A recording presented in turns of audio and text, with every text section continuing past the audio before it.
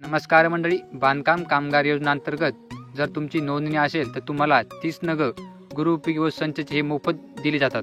पण हेच काम जर तुम्ही एजंट थ्रू केले तर तुम्हाला जवळपास 1,500, 2,000 ते 3,000 पर्यंत रक्कम ही मोजावी लागते. गृहोपयोगी व संच मोफत कसे मिळवायचे, अर्ज कोणता असतो, अर्ज लिहायचा कसा आणि अर्ज जमा कुठे करायचा, ही सर्व माहिती आम्ही तुम्हाला देणार आहोत. जर तुम्ही स्टेप बाय स्टेप फॉलो केली आणि हा व्हिडिओ शेवटपर्यंत पाहिला आणि समजून घेतलं तर तुम्हाला एकही रुपया द्यायची गरज पडणार नाही. हा व्हिडिओ शेवटपर्यंत नक्की पहा. सर्वात प्रथम आपण समजून घ्यावे की हा फॉर्म कोणता आहे. तर तुम्ही स्क्रीनवरती पाहू शकता की महाराष्ट्र इमारत व इतर बांधकाम कामगार कल्याणकारी मंडळ मुंबई हमी पत्र हा फॉर्म आपल्याला भांडी संच मिळण्यासाठी करावा लागतो. हा फॉर्म लिहायचा कसा आता हे समजून घेणे गरजेचे आहे. जर तुम्ही चुकीचा फॉर्म लिहिला तर तुम्हाला ही वस्तू मिळणार नाहीत. तर तुम्ही स्क्रीनवरती पाहू शकता की मी खाली सही करणार लिहून देते की महाराष्ट्र इमारत व इतर बांधकाम कामगार कल्याणकारी मंडळात नोंदणीत असून माझा नोंदणी क्रमांक काय, तुमचा नोंदणी क्रमांक असेल तर तुम्हाला इथं लिहायचा आहे. तुमचा नोंदणी क्रमांक तुम्हाला माहीत नसेल तर तो काढायचा कसा या संदर्भात देखील आपण सविस्तर अशी माहिती दिलेली आहे. त्या व्हिडिओची लिंक आपल्या डिस्क्रिप्शन बॉक्समध्ये आहे. मी प्रमाणित करते की माझ्या कुटुंबातील व्यक्ती महाराष्ट्र इमारत इतर बांधकाम कामगार कल्याणकारी मंडळात नोंदणीत आहेत. त्यांची नावे व नाती व नोंदणी क्रमांक. आता तुमच्या कुटुंबामध्ये जी काही व्यक्ती असेल तितक्यांची नोंदणी झालेली असेल बांधकाम कामगार म्हणून, तितक्याच व्यक्तींची तर सदस्यांची इतका आकडा लिहायचा आहे. जितके असेल तितके 1, 2, 3, 4 जितके असेल तितके. जर नसेल सदस्यांची नोंदणी तर नाही असं सोडून द्यायचं आहे.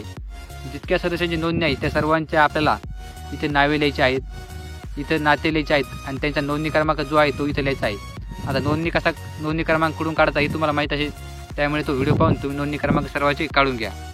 अशा प्रकारे फॉर्म लिहायचा आहे. आता आपण समोर वाचूया की मी प्रमाणित करते की शासनाच्या महाराष्ट्र इमारत व इतर बांधकाम कामगार कल्याणकारी मंडळामार्फत वितरित करण्यात येणाऱ्या वस्तू 30 नग मला सुस्थितीत प्राप्त झाल्या असून माझ्या व्यतिरिक्त माझ्या कुटुंबातील कोणत्याही व्यक्तीस या योजनेचा लाभ मिळालेला नाही किंवा ते घेणार नाहीत.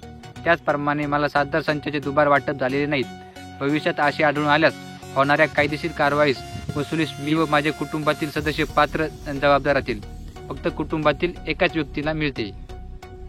अशा प्रकारे हा फॉर्म आहे. आता इथं आपल्याला खाली ज्या दिवशी आपला अर्ज करायचा आहे त्या दिवशी तारीख लिहायची आहे. इथं दिनांक लिहून घ्यायचा आहे आणि दिनांकाच्या नंतर खाली जो व्यक्तीचे नाव आपला अर्ज करायचा आहे त्या व्यक्तीचे नाव, नोंदणी क्रमांक आणि मोबाईल नंबर व्यवस्थित लिहायचा आहे. कारण की जेव्हा आपला आता हा अर्ज कुठे जमा करायचा हे समजून घेणे गरजेचं आहे. तुम्ही जवळच्याच बांधकाम कामगार कार्यालयात जायचं आहे.